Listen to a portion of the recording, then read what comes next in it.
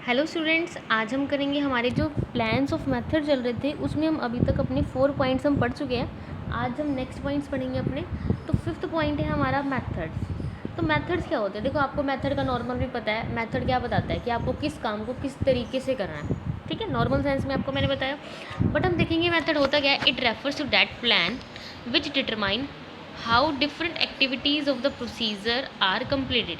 It means ये क्या आपको बता रहा है कि एक टाइप का क्या होता है, प्लान होता है जिसके अंदर हम क्या डिसाइड करते हैं कि जो भी हम एक्टिविटीज़ अलग अलग परफॉर्म करने वाले हैं, डिफरेंट डिफरेंट एक्टिविटीज़ वो हम परफॉर्म करने वाले हैं, ठीक है, वो किस तरीके से वो पूरी करने वाले हैं हम, ठीक है। तो इसका मतलब ये नहीं कि मेथड पूरे के पूरे सभी स्टेप से रिलेटेड होती है, नहीं। ये हर स्टेप में, मतलब सिंगल एक स्टेप उठाओगे और उसको ये बताओगे आपको किस मेथड से कंप्लीट करना है, ठीक है। There may be many method to do a particular work, क्योंकि आपको पता है एक काम को करने के लिए बहुत सारे मेथड हो सकते हैं और उस मेथड को आप उस वर्क को आप किसी भी मेथड से कर सकते हो, ठीक है। मतलब किसी भी तरीके से कर सकते हो, वही हमारा क्या जाता है, मेथड, ठीक है। और जो उसी मेथड के ऊपर हमारे जो मेथड को अप्लाई करते हैं या फिर हम जो उस मेथड को सेलेक्ट करते हैं, अब उसी के ऊपर डिपेंड करता है कि हमारा वर्क कितना अच्छे से कंप्लीट होने वाला है, ठीक है। समझ में आए? देखो, after extensive study a method has to be selected from which a worker feel minimum fatigue. हमें क्या ज़रूरत है कि हम एक ऐसे मेथड को सिलेक्ट करें जिससे जो वर्कर क्या है, मिनिमम फैटिग्यू। फैटिग्यू का मतलब क्या होता है, थकान, कि वर्कर को क्या हो, कम से कम थकान हो। इंक्रीज इन प्रोडक्टिविटी, हमारी उत्पादन क्षमता बढ़े, मतलब हमारी प्रोडक्शन की कैपेसिटी क्या होनी चाहिए, इंक्रीज़ होनी चाहिए, और हमारी कॉस्ट क्या होनी चाहिए, कम आनी चाहिए, ठीक है। समझ में आए? उसके बाद हमारा 6th पॉइंट है जो क्या है, रूल्स।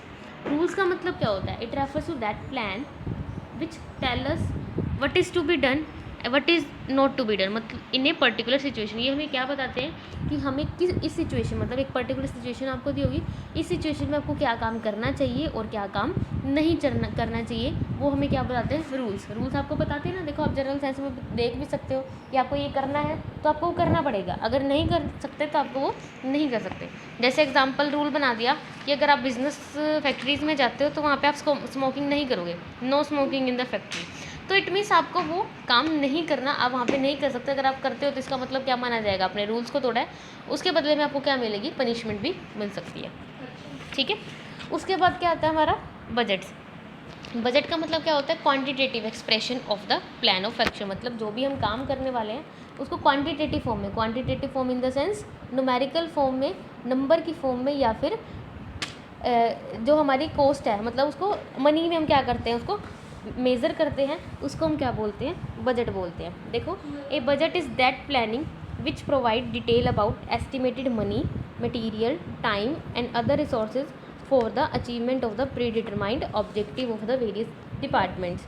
जो बजट्स है वो हमें क्या बताते हैं कि जो हमारा डिपार्टमेंट है, उस डिपार्टमेंट को कि जो ऑब्जेक्टिव हमने डिसाइड किया है, उस ऑब्जेक्टिव का जो हमने डिसाइड किया है उसे हम काम करने के लिए क्या करेंगे, अलग अलग हमें कुछ ना कुछ एक्टिविटीज़ परफॉर्म करनी पड़ेगी। तो उन एक्टिविटीज़ में कितना टाइम लगने वाला है, ठीक है, हम क्या करेंगे, एस्टिमेटेड टाइम बताएंगे कितना टाइम लगने वाला है, हमें कितने मटेरियल की ज़रूरत है, टाइम हम कितना लगाने वाले इस काम को करने के लिए, या फिर और कौन कौन से रिसोर्सेज हमें ज़रूरत पड़ने वाले हैं, ठीक है। उनको जब हम मनी की फॉर्म में या फिर क्वान्टिटेटिव फॉर्म में हम उसको एक्सप्रेस कर देते हैं तो वो हमारा क्या बन जाता है, बजट बन जाता है, ठीक है स्टूडेंट्स। उसके बाद हमारा लास्ट आता है जो क्या हमारा प्रोग्राम। प्रोग्राम क्या होता है, it refers to a plan that covers a relatively large organisational activity and specific main steps, their order and timing and the department responsible for each step.